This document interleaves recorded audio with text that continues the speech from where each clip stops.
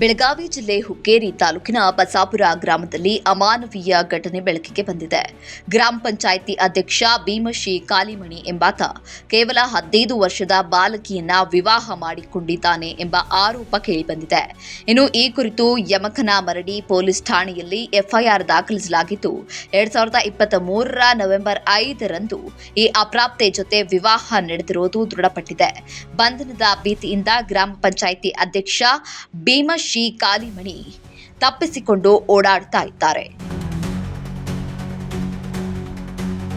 ಇನ್ನು ಈ ಘಟನೆಯ ಬಗ್ಗೆ ದೂರು ಬಂದ ತಕ್ಷಣವೇ ಜಿಲ್ಲಾ ಮಕ್ಕಳ ರಕ್ಷಣಾ ಅಧಿಕಾರಿ ಡಾಕ್ಟರ್ ಪ್ರವೀಣ್ ಅವರ ನೇತೃತ್ವದಲ್ಲಿ ಮಕ್ಕಳ ರಕ್ಷಣಾ ತಂಡ 4 ಸಲ ಬಸಾಪುರ ಗ್ರಾಮಕ್ಕೆ ಭೇಟಿ ನೀಡಿದ್ದು ಅಪ್ರಾಪ್ತೆ ಹುಡುಗಿಯನ್ನ ಪತ್ತೆ ಹಚ್ಚುವಲ್ಲಿ 4 ಬಾರಿಯೂ ವಿಫಲರಾಗಿದ್ದಾರೆ.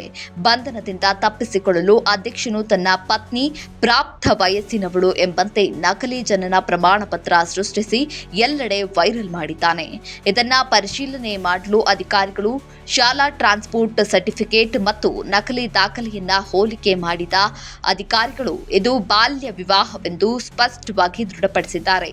ಇದರಿಂದಾಗಿ ಬಸಾಪುರ ಗ್ರಾಮ ಪಂಚಾಯಿತಿ ಅಧ್ಯಕ್ಷ ಭೀಮಶ್ರೀ ಕಾಲಿಮಣಿ ವಿರುದ್ಧ ಪೋಕ್ಸೋ ಕಾಯ್ದೆಯಡಿ ಪ್ರಕರಣ ದಾಖಲಿಸಲಾಗಿದೆ.